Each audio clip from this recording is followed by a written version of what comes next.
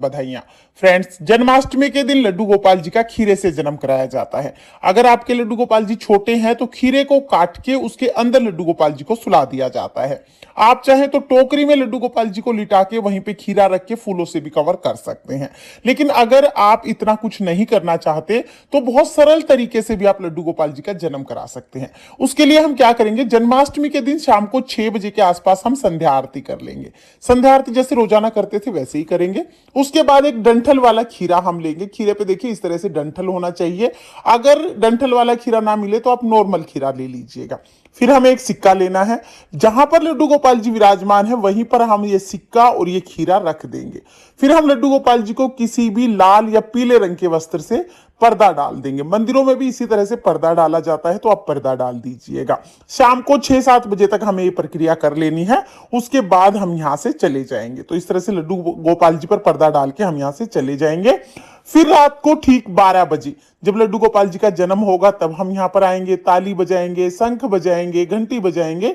कोई भी चीज जो आपके पास है वो आप बजाएं। कुछ भी नहीं हो तो ताली बजाकर फिर हम इस पर्दे को हटा देंगे। इस तरह से लड्डू गोपाल जी का जन्म हो जाएगा, भगवान श्री कृष्ण जी का जन्म हो जाएगा। जन्म के बाद हम हाथ जोड़ेंगे और फिर जो खीरा हमने लिया है इसको हम काटेंगे। तो देखिए खीरे को ना हमें डंठल को काटना है और इस खीरे का जो ऊपर का हिस्सा है उसे हमें सिर्फ सिक्के से ही काटना है। आप चांदी का सिक्का ले सकते हैं या घर में जो नॉर्मल सिक्के होते हैं वो ले सकते हैं, चाकू वगैरह नहीं लेना है। तो देखिए सिक्के से इस तरह से हम डंठल को अलग कर देंगे। इसको नाल भेदन या नाल छेदन कहा जाता है।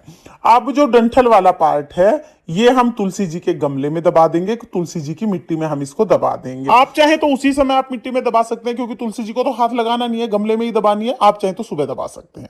सिक्का हम अपने पास रखेंगे और जो खीरा है ये पहले भगवान को भोग लगाएंगे, उसके बाद सब में प्रसाद के रूप में बांट देंगे। तो इस तरह से हमें जन्म कराना है। जन्म कराने के बाद लड्डू गोपाल जी का हमें पंचामृत स्नान कराना है।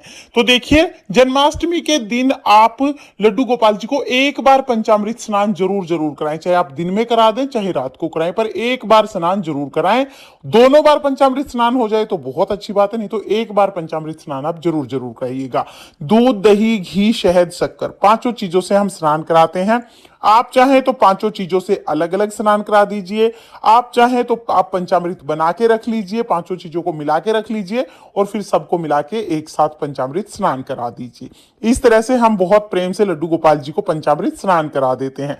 पंचामृत स्नान जब हम लड्डू गोपाल जी को कराते हैं तो जिस पंचामृत से हमने स्नान कराया है वो चरणामृत बन जाता है। इस चरणामृत को हम प्रसाद के रूप में ग्रहण करते हैं।